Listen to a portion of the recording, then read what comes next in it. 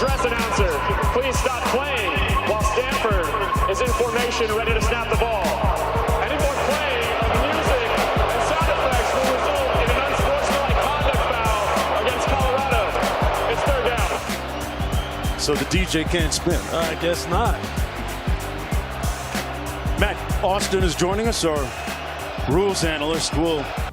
So YouTube family, on today's video, before we get started, we're going to be talking about the referees who are officiating the Colorado-Buffalo football games. Now, I tried my best not to speak about this. I've waited for almost 2 years to finally talk about it. Let's talk about the flat out officiating of Colorado football games that's been going on, that's clearly seeming suspect and seeming that someone has been bought. Let's talk about it. I've been broke so many times, I don't want to believe. Mama say it's my fault, I wear my heart on my sleeve. Niggas bless up on my...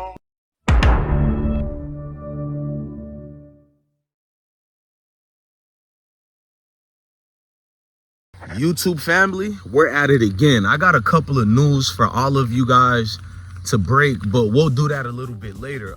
We got to talk about a lot of things I've noticed during the last game and the previous game before that and the previous game before that. Look, we're not professional victims over here. We speak truth. I get backlash from all sides because I'm very conservative. So don't look at me being a professional victim when I tell you the sky is blue. These referees for Colorado games, that is, who are officiating the games, somewhat through the games, they officiate very well. I'm not gonna lie, because they're being fair on all sides.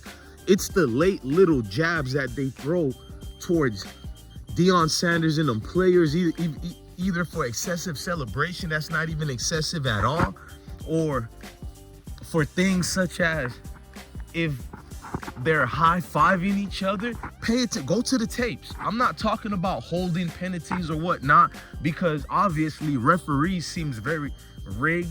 They call a lot of these flags on. It doesn't matter which team you're rooting for. There's been a lot of questionable calls when they throw these flags that let you think the games are rigged. So I'm not talking in depth into that part, but go pay attention when they score a touchdown or complete a 15-yard pass or whatever. It's like an overseer is quickly trying to control the room, like stop, enough. It's like, bro, what is this, the minstrel show? Colorado players are tap dancing, and here comes the maestro to direct and orchestrate which route should they walk towards the bench. Like, dude, they're athletes. How dare they smile and celebrate a well-earned performance? How dare they feel enthusiastic about a completion converted from a 15-yard pass? How dare they even get excited to play the game of football? We should denigrate them and penalize them for it. That's literally what's been going on with the games that's been officiated by these refs towards Colorado. And I'm not out here to point it out. I've been very quiet about it, but I've been very skeptical about it because all last year it was going on as well. I didn't get into it because my thing is, if we as a group of men and women and we're not performing well as we could be, and even though those others are against us or not enabling us to reach our full potentials, it's still got to be within us to be at fault if we're not doing great on a specific thing, such as the football field. We've seen Colorado make a lot of mistakes last year as well at the start of this year, but they're improving. So it's like I kept quiet about the officiating situation because we had our own issues to deal with in-house. When I feel like when you have issues to deal with in-house, you can't worry about officiating, who don't like you and who likes you. You got to fix yourself first. You got to fix your program. So my thing was just to remain quiet about it. But a lot of you guys sent me emails and told me, well, how come I don't talk about that?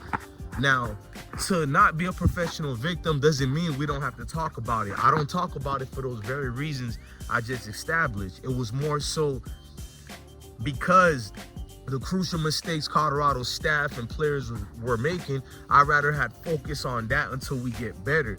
But now that I do see the realization that we can actually win 8 games or more this year. You know what I mean? I'm going to be very honest. I'm going to be optimistic. 7 to 8 games we can win this year. And I'm a fair grader and judger. So when you hear me say 7 to 8 games, we're in the Power 5. This is Prime's first year coaching at this level. And if you ask me, he's been coaching well for a first-time coach. Many of these coaches barely won 1 game, and they've been coaching for 30 years, 20 years. No, we're not being condescending here. We're being very honest here. Many of your favorite quote-unquote coaches, hang on, I see my favorite guy. That's my favorite guy. That's my favorite guy. Sebastian, say hi to the people. Sebastian. Buddy. Man, you're well fed, dude. Touch the screen. I'm gonna put him on every one of my videos, man. I got a new friend. You guys know I love pets. I didn't have a pet in so long because my dog died. And you know what I'm saying, that really let me show y'all my dog right quick. Hold on, y'all. I want to show y'all something right quick. I got a tattoo of my dog, Malcolm. Let me see if you guys can see it. There you go. That's my dog right there, Malcolm. I got a tattoo of him. And I've never tried to get dogs after that, bro. And then, you know, the area where I live, there's so much coyotes. All you see is neighbors complaining about their pet going missing, and I don't want to go through that type of pain, you feel me? In the South, we all have them sticks on us, so I be waiting to see a coyote. I got a nice gate, as you guys don't see, but that doesn't prevent coyotes from digging holes and going in your backyard and eating all the livestock, eating all your animals. So I didn't want to go through that heartbreak. This cat you guys see come in here, Sebastian, where is he? There he goes. Walking up here. I mean, he brought new life to this family, man. We had cats and dogs all my life, but like I said, you lose something, you kind of deter away from it. But this cat has just been real cool, man. I don't know, changed life, but we're waiting for his owners to hit us up. You know, I don't know where this cat came from. He's been stalking my house for 4 months before we even talked to him or anything, because I thought the next door neighbors were, you know, his owners.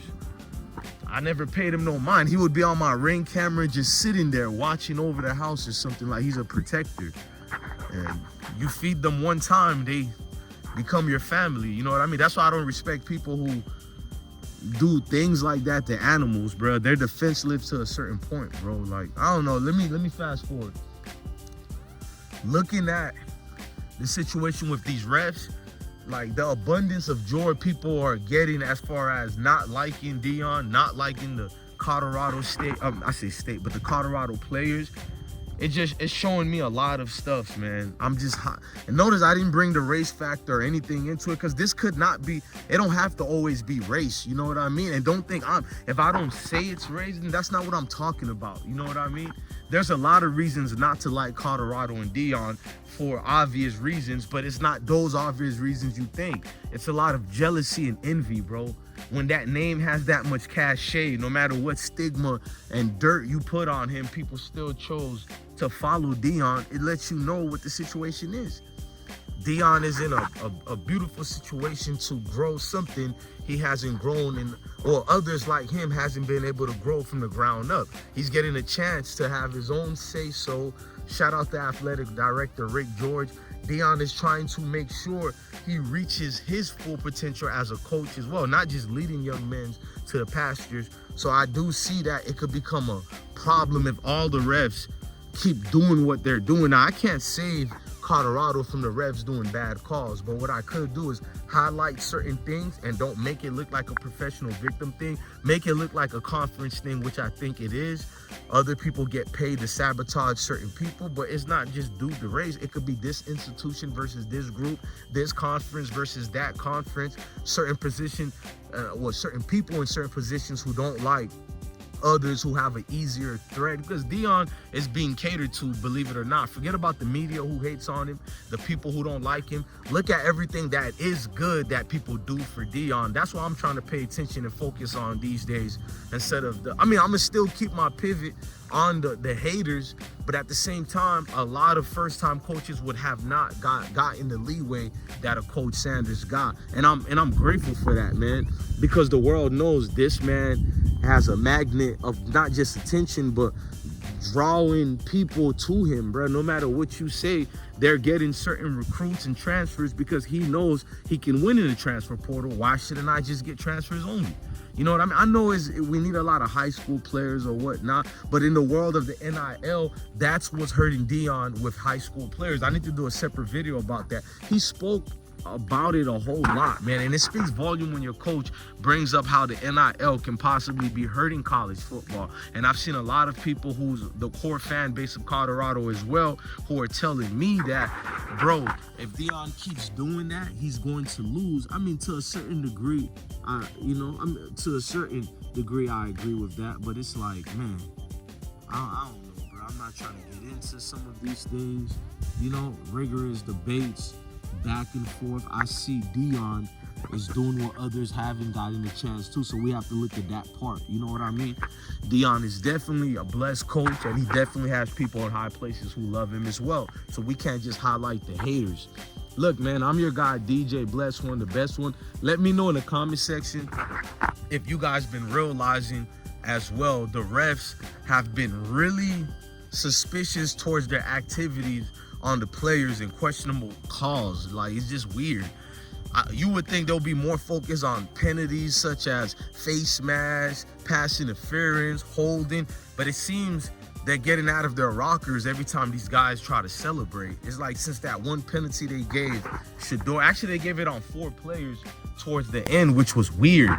It's like, oh, okay, I get the message here, but it is what it is, man. But we do make a lot of crucial mistakes in the games. Offensive lines were holding too much, but although they played well, I mean, maybe we need to hold some more, because I don't think they allowed any sack on Shador, maybe only one last game. So it was vast great improvement. Shout out to the offensive line coordinator as well. Blessings to him. Look, man, I'm DJ Blessed One, the best one. Love your family, love your kids, and stay blessed.